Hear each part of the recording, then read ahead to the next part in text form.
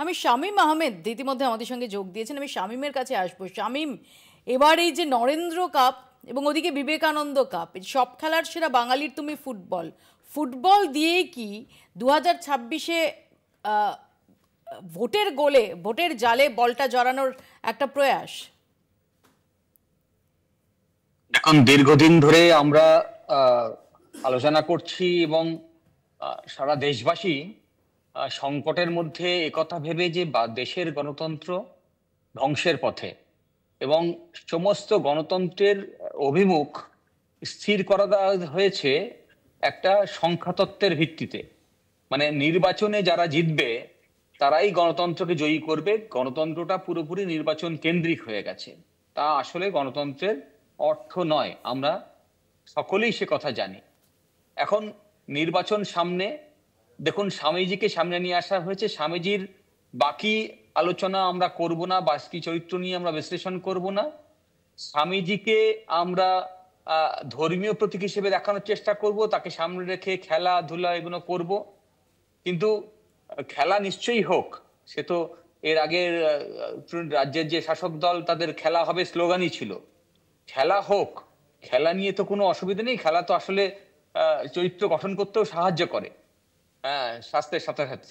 কিন্তু মুশকিলটা হচ্ছে যে আমরা আমাদের দেশের মুনি ঋষিদের নিয়ে আলোচনা করছি, তাদের বাহ্যিক দিকটাকে শুধু সামনে নিচ্ছি, কিন্তু তাদের আভ্যন্তরীণ যে প্রয়াস ছিল এই সমাজ গঠনের ক্ষেত্রে তা আমরা সম্পূর্ণরূপে ইগনোর করতে শুরু করেছি।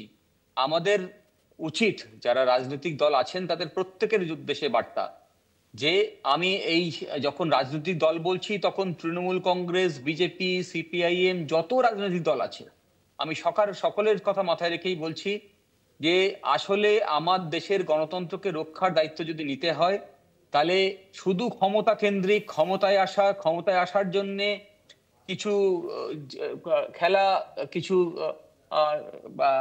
যারা সমাজে প্রতিষ্ঠিত ব্যক্তি তাদেরকে সামনে নিয়ে রেখে মানুষকে মানে প্রলুব্ধ করা এবং মিসডিরেক্ট করা আসলে এই পথে পরিচালিত করবেন না। আমাদের সংবিধানের যে মূল নির্যাস, যেখানে আমরা বহুত্ববাদের কথা বলি, যেখানে আমরা সকলকে নিয়ে চলার কথা বলি, সব রকমের সমাজের যে আমাদের কালচারাল ভ্যালুস গুলো আছে সেগুলোকে মূল্য দেওয়ার কথা বলি, সেগুলোকে মাথায় রাখতে হবে। তাহলেই আসলে আমাদের সংবিধানকে স্বীকৃতি দেওয়া হবে এবং তাহলে আসলে আমাদের মানুষের কাছে গণতন্ত্র পৌঁছে দেওয়া যাবে। আর তা রক্ষা করতে গেলে আসলে সাধারণ মানুষকে সচেতন করতে হবে এবং সাধারণ মানুষকে পার্টিসিপেট করাতে হবে সেইভাবে যাতে শুধুমাত্র নির্বাচন নয়, আসলে যতগুলো স্বতন্ত্র সংস্থা আছে তাদের নিরপেক্ষতা বজায় রাখার জন্য যা যা করণীয় সেগুলো করতে হবে।